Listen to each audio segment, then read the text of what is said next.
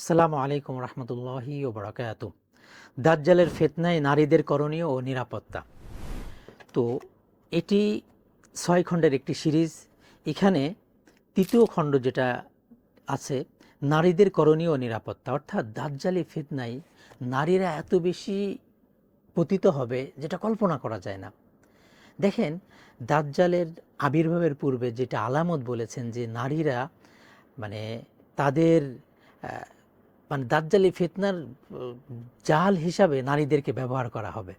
তো তারা এত দাজ্জালি ফিতনার পূর্বে যেটা হবে, তারা এত বেশি খোলামেলা চলাফেরা করবে যেটা কল্পনা করা যায় না।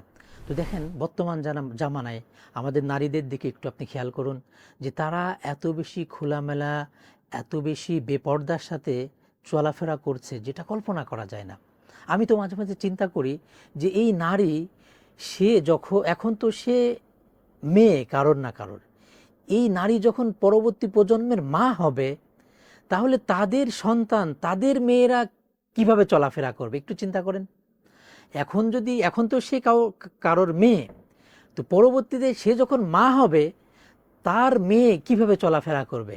এখন সে নিজেই তো খোলামেলা। তো একটু কল্পনা করুন আপনি। এর জন্য দাজ্জালের ফিতনায় নারীদের করণীয় নিরাপত্তা তৃতীয় খণ্ড। এখানে আমাদের মা বোনরা কীভাবে এই দাজ্জালের ফিতনা থেকে বাঁচতে পারবে, এখানে বিস্তারিত আলোচনা করা হয়েছে।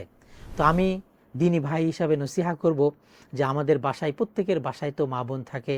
তো মা বোনদের জন্য যদি এই তৃতীয় খণ্ড আমরা একটু পড়তে বলি, শুধু তৃতীয় খণ্ড না, প্রতিটা 6 খণ্ডের সিরিজটা, প্রতিটা খণ্ডই খুবই খুবই গুরুত্বপূর্ণ, খুবই ইম্পর্ট্যান্ট।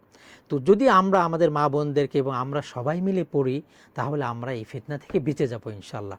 এর জন্য ইনশাল্লাহ এই 6 খণ্ডের সিরিজ আমরা সবাই ইনশাল্লাহ ফুল একবারে শুরু থেকে শেষ পর্যন্ত পড়ার কারণে ইনশাল্লাহ আমরা এই ফিতনা থেকে বেঁচে যাব। তদ্রূপভাবে আমাদের নারীদের, আমাদের মা বোন যারা আছে, আমাদের বাচ্চারা আছে, সবাইকে পড়তে বলবো, এবং আমাদের পাড়া প্রতিবেশী, আমাদের আত্মীয় স্বজন, মোট কথা পুরা মুসলিম উম্মাহ যাতে এই বইগুলো আমরা পড়তে পারি, তাহলে আমরা দাজ্জালের ফিতনা থেকে বেঁচে যাব। বিশেষ করে তৃতীয় খণ্ড নারীদের করণীয় ও নিরাপত্তা যদি পড়তে পারি, তাহলে আমাদের মা বোন সবাই হেফাজতে থাকবে। আল্লাহ তাআলা আমাদেরকে তৌফিক দান করুন।